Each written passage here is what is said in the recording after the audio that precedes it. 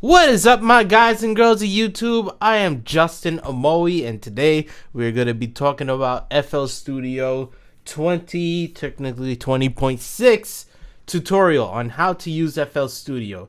So if you are new to music, this is really going to help you out. Okay, so today we are going to talk about installing it, putting in MIDI devices or your audio, your input devices, as well as basically what are the windows we're going to work with. So yeah, first of all, my internet is not connected because for some reason this is no internet, but I pay for internet, so I'm about to sue them. But I have the FL Studio installer right here. I'm gonna show you how to install it real quick. Pretty easy if you follow along. Something bing, then it said yes or no, hit yes, and then easily hit next, or you agree, you read to everything. All users, look down here, make sure everything's good. If you have an existing FL Studio like FL12 or FL8, go ahead and use deselect the settings if you like what you're using on the other FLs. Hit next, hit next, hit next, hit next, hit install. Hit next. Oh, you already did. Now just wait for it. As you can see on my very fast computer, it is installing. Putting a whole bunch of stuff in there. I saw the name Seamless. I see Imp. Knocked. I don't see my name though. That's messed up. By the way, you're wondering why the hell am I wearing this hat? Well, if you can see right there, I got the Image Line logo on it. So I wore it. They sent it to your boy, but I haven't used it because I don't really like hats. It looks a little goofy on me, but whatever. They also sent this cup, which I'll go and use. There you go. It's water. The police think it's water, but it's actually some Grey Goose, baby. Actually, it's water.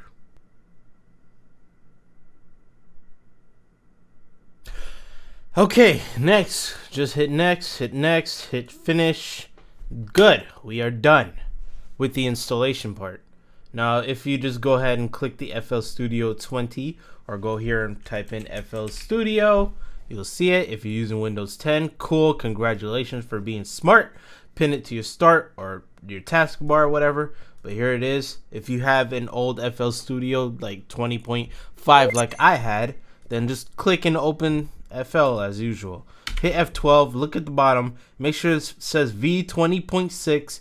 Cool, you're set. Second part you'll have to do for those who are installing it and bought it, obviously, go to the about, and as you see it says it's already registered for me, and I got the registered stuff there already. Basically, if you did not register it, go to your email address for your Image Line account as well as your password. Make sure you click this eyeball so we can see what your password is and use it. Just kidding. Do not do that. Put in the password and then unlock with the account. Or if you have the file, the registered key on Image Line, you download it. You can use unlock with file. Then look for the file and put it in. Next, let's talk about your input, output, MIDI devices, so forth. Hit F10 on the keyboard, you'll be introduced with the settings. It'll show you right off the bat MIDI. But forget MIDI, let's talk about audio. Most people have the primary sound driver installed or using, and if you have an audio interface, this is where this will come in handy and your life will be changed forever. Go ahead and click here. Look for ASIO devices. I don't remember what ASIO stands for. Audio, sound, input, output. Big guess. Look for your interface, and it won't be all these things. It'll probably be just the interface that you have and installed, but because I had other interfaces in the past, it shows me all these things. So yeah, look for FL Studio ASIO or Focusrite USB ASIO if you have a Focusrite interface like I do right here with the Focusrite, focus it right, there you go, Claret 8 pre-USB interface, audio interface. So if you got something like, I don't know, Antelope or some shit, it'll probably say Antelope. I don't know what they say.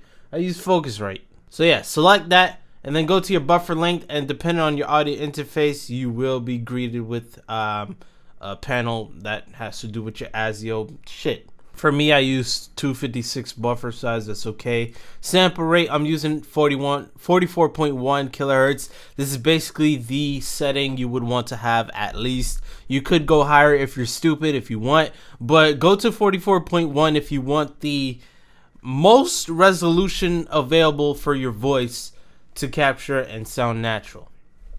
You could go to 48 kilohertz if you feel like it, or you could go to something like 96, 192 if you want to take up space on your computer for needless resolutions. But yeah, I know I'm speaking a lot of big words for some introduction, but you know, bear with me.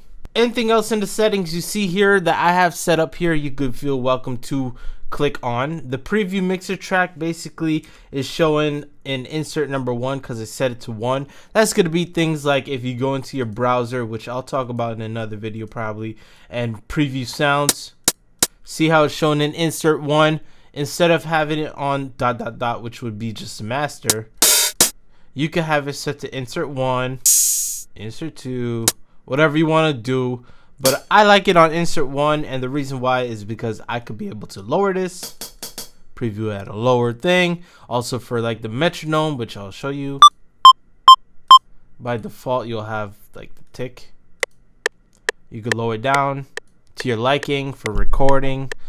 That's why I don't wear hats. It bangs the mic. But yeah, that's what that is. Resampling has to do with playback. If you have a slow computer, don't change it or don't put it as high as what I have here. Simple as that. But yeah, that's probably going to be it for the audio side. Let's talk about the MIDI side. So go to MIDI, and if you have a MIDI keyboard like I do, here I have a small ass keyboard from Arturia Mini Lab MK2. I would say shout out to them, but they didn't hit me up in so long, so I'm gonna use their shit and not shout them out. Technically I did, but whatever. So if you have a USB, you know, like plug it in to your keyboard. Why it gotta be all the way over here? Alright, so notice I plugged it in, and the second you plug it in, if you have everything installed or and whatnot for the keyboard already, you saw right there, I didn't do it, the computer did it. The MIDI showed up for Arturia Mini Lab MK2. So cool. Input is what we got to worry about at first, because this is basically us inputting the keys into the keyboard and it going into the computer. Output has to deal with MIDI out, which is something that you probably won't get for now within this introductory course of learning FL Studio. So yeah, if it's not enabled, click this button that says enabled, and depending on your keyboard, if it's in the list, go ahead and click it. But for me, Arturia is not in here because they're not that big. Forget them. You could just leave it as generic controller. So now that we have this input in here, it's enabled. Don't worry about the port for now. Who cares? If you press on your keyboard, you can see this little orange light in the corner. That means it's reading something. If you see a green light like this, that means it's reading something, but it's not connected to a control. The blue means something. The blue means something's connected, I guess. I'm just not sure what the hell is connected into it. That's weird. And if you want, you could test it out by right-clicking, going to insert. By the way, you see a lot of damn things. You may not have all this stuff because it's like installed stuff like Arturia. Forget them. Don't worry about them. We got Native Instruments, all that. That's just stuff I bought. So yeah. So let's say you go into 3X Oscillator, because everyone has to love this plugin right here. This is from FL Studio, obviously, otherwise I won't show it to y'all. Actually, I'll be showing some plugins y'all don't got, cause. So cool. I'm pressing keys on the keyboard and sounds is being played. Awesome. Let's start with the first and foremost thing, that is the browser. This thing at the side here, if you don't like it being in your way, you could right click it by the border where you see these lines. If you right click and it doesn't go away, left click it, drag it to the left, and then it's gone. But yeah, and then you can right click it and then it should pop up. It's like an A and B state. So look at this. See, I right click it and it's not going away. So take one of them, put it all the way to the left. Then right click if you want it out again. And then right click if you want it gone. And then right click if you want it to show. This is where you'll be able to find sound files like the drums, the kick, These are the sounds that we are going to need to use to plug into the music program to be able to play the sounds and then make it the way you want, make a beat, all that stuff. All the sounds are located in this side for sound sample files. Cool. But yeah, this is the browser here. You're going to find your sounds, and you can also do other things like manage the current project if you have like settings set on it, as well as the plugin database, which has to do with effects and generators, which is two more types of sounds that we could get. The effects is going to deal with the mixer, which we'll talk about, and generators is going to be sounds like the 3X oscillator I showed you inside the channel rack. Next up, we're going to talk about the channel rack. By the way, F6 will show the channel rack if you, for some reason, do not have the channel rack shown. F6 is the key for that. You can also see right here, this button highlights and shows you that, that's the button for it. Second channel rack we have, this is where the sounds will be thrown into. As you see, it does not show as a WAV file in the channel rack here. It's a bunch of little buttons, and you have no idea what the buttons are. That's okay. These buttons is going to be the timing of the measure that these sounds will be played in. So as you see, I put one here, I put one here, and I put one here. If we hit play and it says pattern, you can see it played within that time measurement. 1, 2, 3, 4. Cool. So if we were to create a pattern, this is the hat. Let's go ahead and, hey, I did not do that. Let's fill up these holes right here. There we go. We got music already. And then we want a snare, right? Cool. This is where the sounds will be for the channel rack. I'll go more into it into the next video for channel rack. Next, we have the playlist. This is the F5 key we're going to press to show the playlist. The playlist is going to be the spot where you will have your clips and stuff put into to create the actual song. You could also do recordings for your voice, and yeah. So as you see, I click here and we are seeing the name pattern 1, which is this pattern here, which is this that we clicked in. So if you go to pattern 2 and then click in there, you see pattern 2, which is exactly close to nothing, but now we have stuff in there because I put some stuff in there. But we're not doing pattern 2. We're going back to pattern 1. You can left click here. This is the playlist. So you collect patterns, you put them in there, and yeah, you also have things you could put in there such as automation. So if I right click and show you, these are lines. Automations are lines that you can use to control the sound. So if I go here, I click here, you see this green thing, or if this says song, that means you'll be playing in the playlist instead of the pattern. So look at this.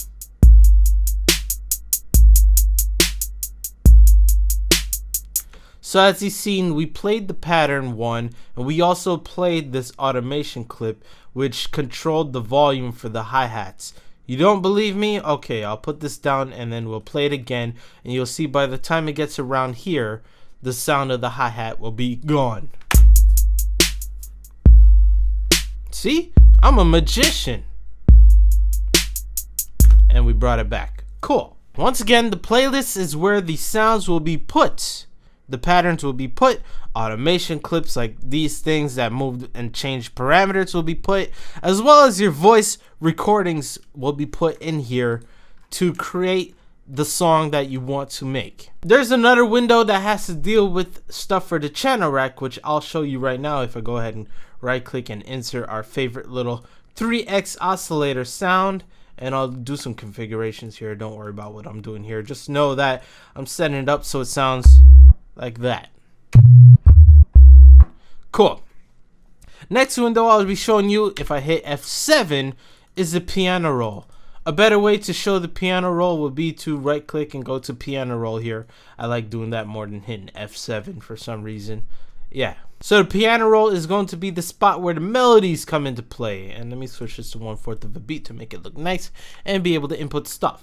So if we press keys on the piano roll, we could audition the note and see if we want to put in stuff. Likewise, if I were to hit keys on the keyboard,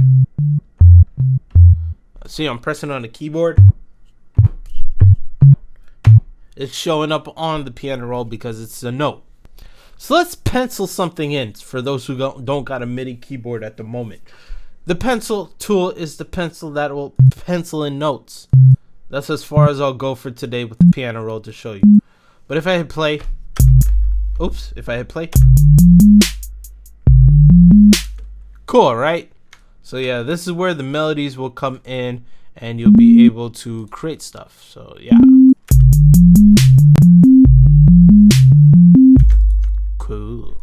Another way to access the piano roll is to go to existing piano roll data like this and then left click and it shows you the stuff for it. Cool. The last window we are going to talk about, which is my favorite, is the mixer. The mixer is going to be the spot where you'll be able to enable your microphone. So if I were to show you here, I'll go to here and put in my input, which is 5. You can hear me now. It'll probably sound weird because I have two things on. I'll have to disable it in this thing, so give me a second. All right, and then that should be good. So you could probably hear me in the computer now. Let me see. Yeah, ABC, here we go. So yeah, the mixer is going to be the spot where these sounds, oh wait, hold on, let me go back here. These sounds you could throw into the mixer to be able to add effects. So if I put them in the mixer, which I'll be talking about in the video for the mixer, you'll see it's right here. Let's mute this here. So you could turn off the sounds, you could low down the sounds, raise up the sounds, even put effects on the sounds. So let's say we want a EQ, and then we hit play.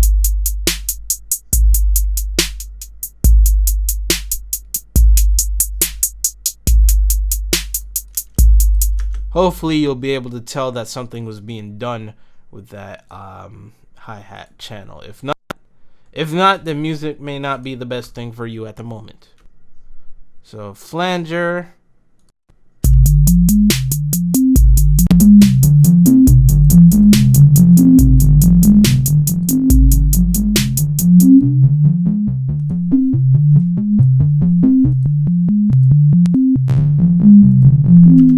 Yeah, there's definitely a difference there now, so you can see.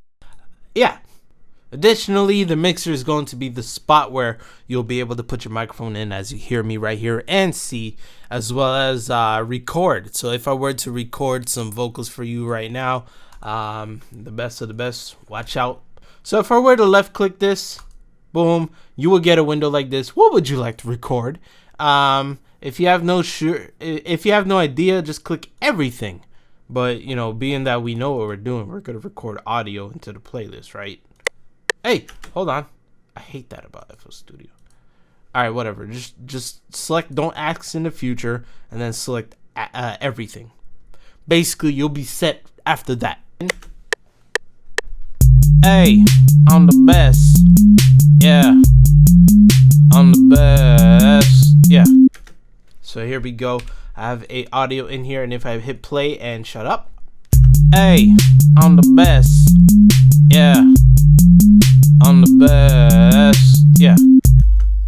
As you heard, audio came out and my mouth was shut. That's because audio is recorded into the playlist and we heard it. I'm pretty sure y'all understand. Y'all think I think you're an idiot or something, but you know, there's just some people that just don't understand it. So that's why I'm saying it like this. So don't hate me. So yeah, if you have no idea what the hell you just watched, go ahead and rewind it and watch it again. Just embed this into your mind because those are the windows we are going to know about for FL Studio. So yeah, boom, just like that. If you find some trouble, hit some comments in the comment section. Maybe there's some answers. You could also hit the handy dandy F1 key like this, and you didn't see it because it did not open up on this side here. So there you go. A website will open up for you to get help on FL Studio, but like I said, my internet is not working right now, even though I pay for internet.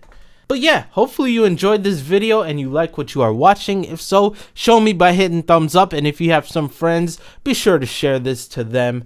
And yeah, that's it. Thank you for watching first part of the FL Studio tutorial. My name is Justin Omoe, and with that being said, peace, and have yourselves a damn good one. I'm out.